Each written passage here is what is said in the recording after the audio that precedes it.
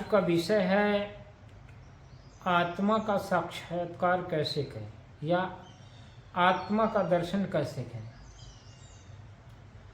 मनुष्य जीवन का सबसे बड़ा उद्देश्य ही है आत्म शांति, और आत्मा का साक्षात्कार हुए बगैर आत्मा को शांति नहीं मिलती। और आत्म शांति में सबसे बड़ा बाधक है व्यक्ति की वासना, कामना, उसके अंदर के विकार, जो मन चित्त के ऊपर आवरण पड़े हुए हैं, वो आत्मदर्शन में सबसे बड़े बाधक हैं।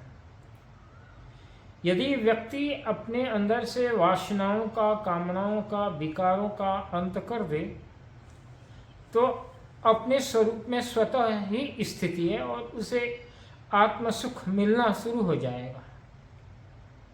परंतु आत्म सुख, आत्म शांति की प्राप्ति के लिए हमें अपने समस्त दोषों, समस्त विकारों को दूर करना होगा। और हमारे मन में विकार तो हैं, लेकिन केवल मन के विकार मात्र से काम नहीं बनेगा। इसके लिए कई प्रकार की शुद्धियां हैं। सर्वप्रथम आहार की शुद्धि करें। आहार की शुद्धि से शरीर शुद्धि होती है। आहार और शरीर की शुद्धि से मन की शुद्धि होती है। मन की शुद्धि से चित्त की शुद्धि होती है और चित्त की शुद्धि से अंतःकरण की शुद्धि होती है। और अंतःकरण की शुद्धि के बाद ही आत्म शांति या आत्म साक्षात्कार का मार्ग खुलता है। आत्म साक्षात्कार प्राप्त करने के कई मार्ग हैं। कोई भक्ति के मार्ग में, कोई योग के मार्ग में, कोई ध्यान के मार्ग में, कोई ज्ञान के मार्ग से, अनेक अनेक मार्गों के द्वारा आत्म शांति को प्राप्त किया जा सकता है। जैसा कि आत्मा को लोग प्रकाश के रूप में अनुमान रूप से मानते हैं, वस्तुतः आत्मा एक ऐसा प्रकाश है जो कि बाह्य प्रकाश से उसकी तुलना नहीं की जा सकती।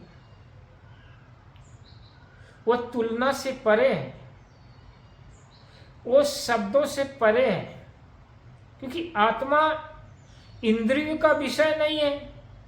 जब जो चीज इंद्रिय के विषय में आने वाली नहीं है, उसकी हम व्याख्या, उसके बारे में विवेचन हम कैसे कर सकते हैं। जिस चीज का हम विषय, इंद्रियों का विषय है ही नहीं, उसका हम व्याख्या नहीं कर सकते हैं, तो उसका सिर्फ एक ही विकल्प है कि वो अनुभव का विषय है। और अनुभव में जो आने वाली चीज है वो प्रकाश रूप में। तो इतना ही कहा गया कि वो आत्मा ज्योति स्वरूप है, प्रकाश स्वरूप में एक आधार बनाया गया।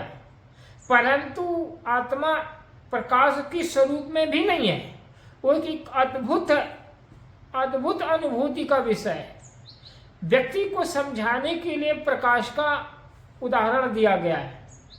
तो आज हम आत्म साक्षात्कार के विषय में बात करते हैं। आत्म साक्षात्कार करते कैसे हैं?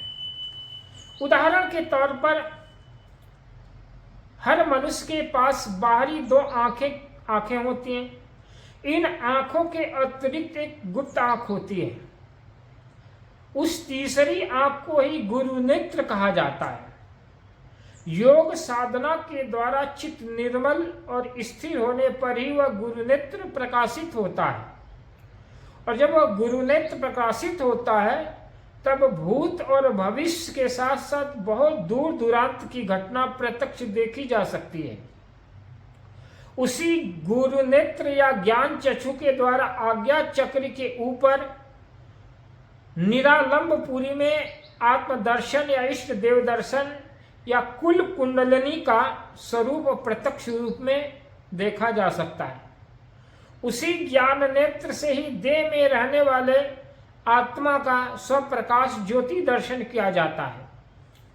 जैसे चिदात्म ज्योति रूप में सभी देह में परिव्याप्त है और उसे गुरु नेत्र द्वारा या गुरु आंख के द्वारा अग्रभाग में वह देखने में आता है, वह आत्म ज्योति सर्वथा शांत, निर्मल, निश्चल, निराधार, निर्विकल्प और दे दीप्यमान है। दूध को मथने से जैसे मक्खन निकलता है, वैसे ही क्रिया के अनुष्ठान से आत्मदर्शन होने पर ही जीवात्मा की मुक्ति होती है। इसलिए हर तरह से यत्न करके आत्मदर्शन करना चाहिए,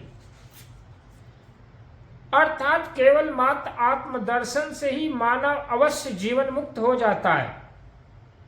इसलिए सभी को आत्म ज्योति का दर्शन करना चाहिए। दूसरे प्रकार की योग साधना की अपेक्षा आत्म ज्योति दर्शन क्रिया सहज और सुख साध्य है।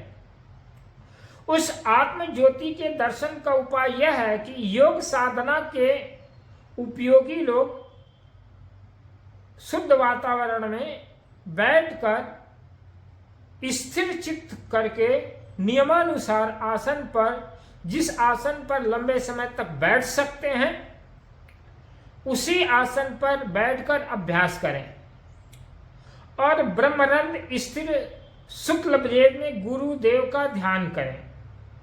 बाद में प्रणाम करें।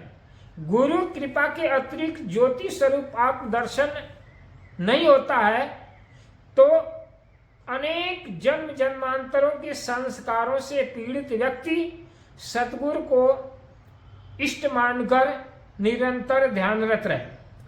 धीरे धीरे ध्यान लगाते लगाते ध्यान स्थिर होने लगता है। गुरु कृपा से ही आत्मदर्शन किया जा सकता है।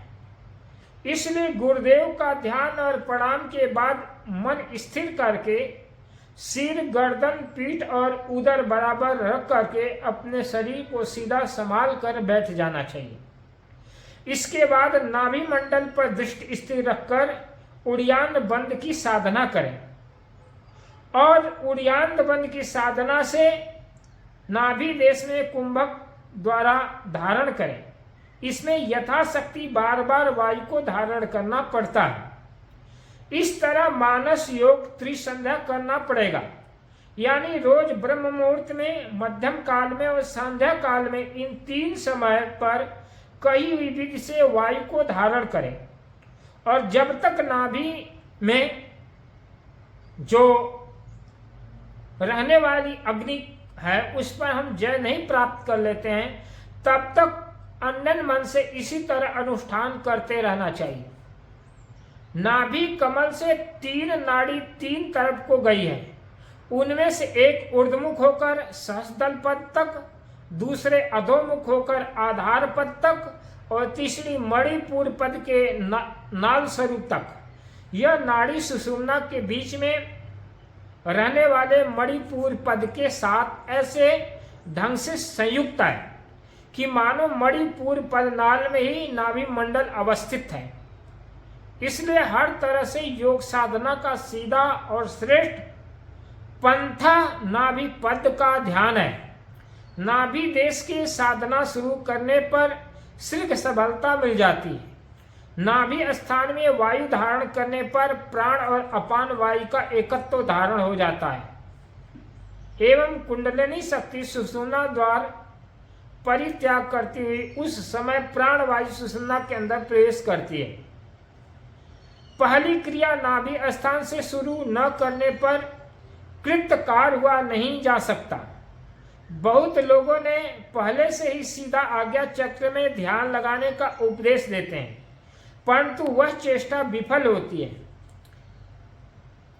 मैंने योग क्रिया के विचार से क्षुब्ध ज्ञान लाभ किया है।